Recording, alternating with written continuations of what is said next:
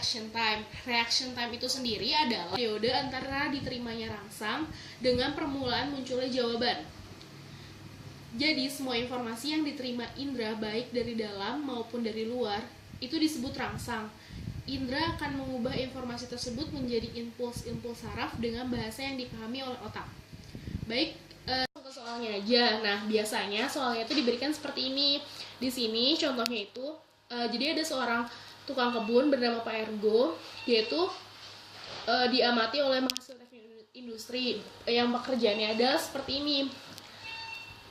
Nah, biasanya ada 3 pertanyaan dari soal ini. Berapakah reaction time-nya, motion time-nya, dan respon time-nya. Di sini kita bisa lihat ada beberapa aktivitas yang dilakukan. Seperti yang tadi kita jelaskan, reaction time itu adalah periode yang dibutuhkan ketika stimulusnya muncul. Kegiatan dia yang pertama adalah mengambil ember di gudang selama 3 menit, meletakkan ember di bawah keran selama 5 detik, lalu menyalakan keran selama 2 detik. Nah, ketika di sini itu, sambil menunggu ember penuh, Pak Ergo menyapu.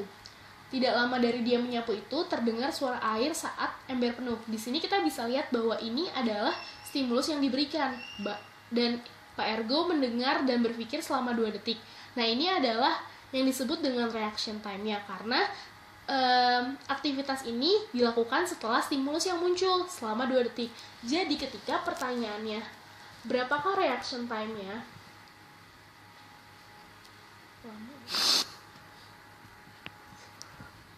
Motion time sendiri itu biasa ditanya. Motion time itu sendiri adalah gerakan yang muncul setelah reaction time dilakukan. Jadi setelah dia mendengar dan berpikir selama 2 detik, dia langsung menuju sumber suara selama 3 detik. Ini yang disebut dengan motion time. Dan aktivitas intinya dia mematikan keran selama 2 detik. Ini yang disebut dengan motion time-nya. Berarti 3 detik ditambah 2 detik, totalnya menjadi 5 detik. Nah, respon time sekarang. Respon time itu adalah jumlah waktu reaction time ditambah motion time. Berarti 2 ditambah 5 sama dengan 7. Ya, beginilah soalnya. Mudah bukan?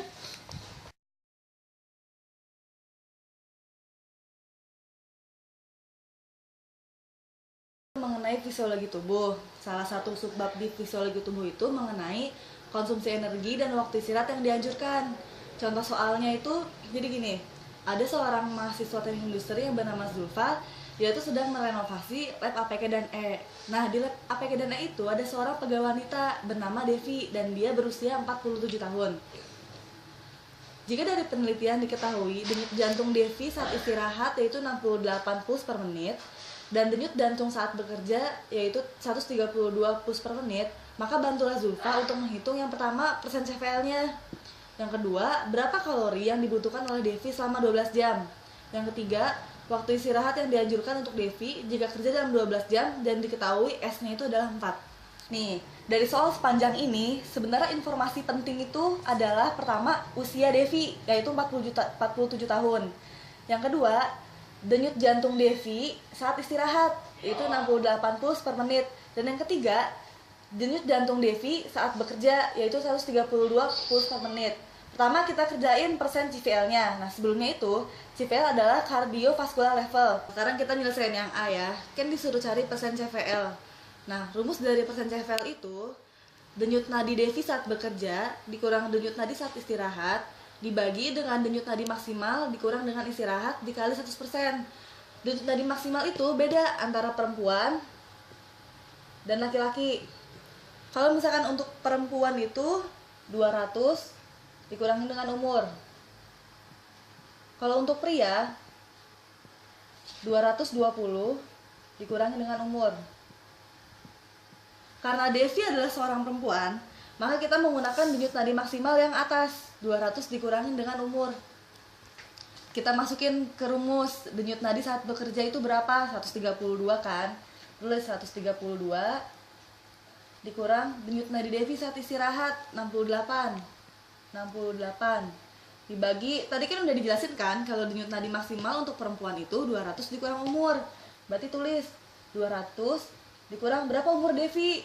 47 tahun kan, tulis 47 dikurangin dengan denyut nadi waktu istirahat 68. Nah, itu sama dengan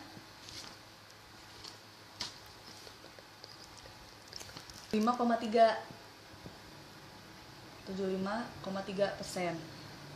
Kan tadi persen CVL kita itu 75,3%. Kan tadi CVL itu cardiovascular level kan, berarti emang itu ada level-levelnya. Sini ada 4 kategori. Yang pertama di bawah 30%, tidak lelah. Jika 30-60% dia perlu perbaikan. Jika 60-80% dia kerja dalam waktu singkat. Sedangkan di atas 100% tidak boleh beraktivitas. Karena kita dapat tadi 75,3%, maka level dari cardiovascular DV itu ini kerja dalam waktu singkat. Sekarang kita lanjut ke pertanyaan yang B.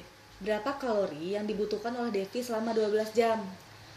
Ada rumus bahwa konsumsi energi itu adalah Y saat bekerja dikurangi dengan Y saat istirahat. Sedangkan rumus Y itu adalah 1,8 dikurang 0,022 dikali dengan X ditambah 4,71 dikali dengan X kuadrat dikali dengan 10 pangkat min 4. Nah, X di sini adalah jumlah denyut jantung. Jadi saat bekerja ya kita masukin denyut jantung bekerja. Saat istirahat ya kita masukin denyut jantung istirahat. Pertama kita kerjain bekerja dulu ya. Berarti kan 1,8 dikurangi dengan 0,022 berapa denyut saat bekerja? 132. Masukin 132 ditambah dengan 4,7 dikali dengan 132 dikuadratkan dikali 10 pangkat min 4. Hasilnya adalah 6,98. Jangan lupa satuannya, kilokalori per menit. Sekarang yang Y saat istirahat. Kita lakukan hal yang sama, 1,8 dikurang 0,022 dikalikan dengan Y saat istirahat 68 ditambahkan dengan 4,7 dikali 68 dikuadratkan dikali 10 pangkat min 4. Hasilnya adalah 2,42. Satuannya kilokalori per menit.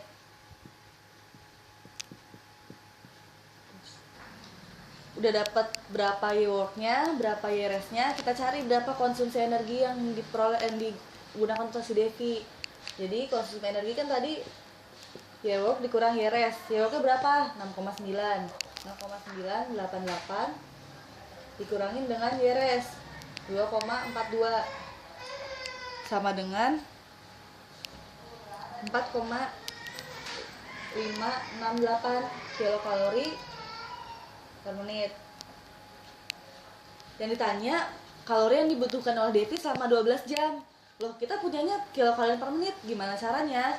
Kita konversiin per menit ini jadi 12 jam. Berarti caranya 4,568 dikali agar menjadi jam dikali 60 dan agar menjadi 12 jam dikali 12. Maka konsumsi kalori yang dibutuhkan oleh Devi selama 12 jam yaitu 3288,96 kilokalori. Sekarang lanjut ke pertanyaan yang C. Berapa waktu istirahat yang dianjurkan untuk Devi jika kerja dalam 12 jam dan S diketahui 4? Kerja dalam 12 jam. Kerja itu, waktu kerja itu T kan? T-nya dia bilang apa? 12 jam. Sedangkan di sini satuannya harus menit. Berarti kita kali dengan 60. Sama dengan. Jadi waktunya itu 720 menit. Kita masukin ke rumus. 20 menit dikalikan dengan K. K itu sama dengan konsumsi energi yang tadi udah kita kerjain di poin B. Nah, K-nya itu sama dengan 4,658. Dikurangin S-nya 4 dibagi dengan K 4,658 dikurangin 1,5. Hasilnya yaitu 133,5. Ingat satuannya menit ya. menit. Kalau misalkan pengen kita konversiin ke jam ya tinggal dibagi. Jadi 2 jam 13,5 menit. Jadi waktu yang dianjurkan untuk istirahat Devi setelah bekerja selama 12 jam yaitu 2 jam 13,5 menit. Jadi kita udah selesai nih yang mengenai konsumsi energi dan waktu istirahat yang dianjurkan. Sebenarnya gampang, asal kalian tahu rumusnya, bisa masukin ke rumusnya, hitungnya jangan lupa harus teliti karena emang angkanya agak ribet. Sekian dari kami, selamat belajar.